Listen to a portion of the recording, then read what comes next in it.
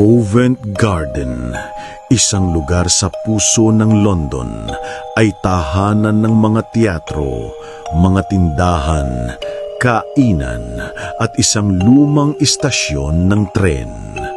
Ngunit sa kabila ng makulay at masiglang tanawin, naroon ang isang madilim na kwento na bumabalot sa lugar na ito mula pa noong huling bahagi ng ika-19 na siglo. Si William Terrace ay isang sikat at minamahal na aktor noong 1890s. Kilala siya sa kanyang mga palabas sa Adelphi Theatre at tinitingala ng marami dahil sa kanyang kagalingan sa entablado at malasakit sa mga kapwa-artista. Ngunit ang kanyang buhay ay nagwakas sa isang madugong trahedya. Noong December 16, 1897, sa likod ng entablado ng Adelphi Theatre, habang papasok si Terrace upang paghandaan ang isang pagtatanghal, sinalubong siya ng dating kasamahan at aktor na si Richard Archer Prince. Si Prince ay kilala sa industriya bilang isang tao na palaging nasa dilim, may mga pinagdaanang malupit na pagsubok sa isip at madalas na nagtangkang magpahamak sa kanyang sarili at sa iba. Sa isang biglaang galit, tinaga ni Prince si Terrace sa likod ng kanyang katawan gamit ang kutsilyo at si Terrace ay bumagsak sa sahig na duguan, manghihina at hindi na nakabangon pa. Habang hinihila ng bugo si Terrace at binigyan ng huling mga salita, nasaksihan iyon ng kanyang katanginan na si Jessie Millward na nagdadalamhati ng lubos. Ang pangyayari ay nagparamdam ng matinding pighati at takot sa mga kasalukuyang aktor at tagasunod niya na waring hindi makapaniwala sa biglaang pagkawala ng isang mahusay na artista. Ngunit ang sinabi ni Terrace bago siya tuluyang pumanaw, "I will be back," ay nagbigay ng kakaibang pahiwatig. Ilang araw lang ang lumipas, nagsimulang magdala ng mga kakaibang pangyayari sa paligid ng teatro. Ang dulaan ay tila naging puno ng mga anino at malamig na huning-huning. Entablado at dressing room ay puno ng hindi maipaliwanag na galaw ng gamit at mga tunog ng mga yapak sa walang tao. Ang mga aktor na nanatili ay nagsimulang mag-alala na baka ang multo ni Terrace ay nagbabalik upang ipahayag ang kanyang paghihiganti o ipakita ang kanyang sakit na hindi pa naipahayag. Habang lumiliit ang liwanag ng araw at pumapasok ang gabi, nasaksihan ng mga crew at mga nagtatrabaho sa teatro ang isang matangkad na lalaki na nakasuot na makalumang Amerikana at puting guwantes.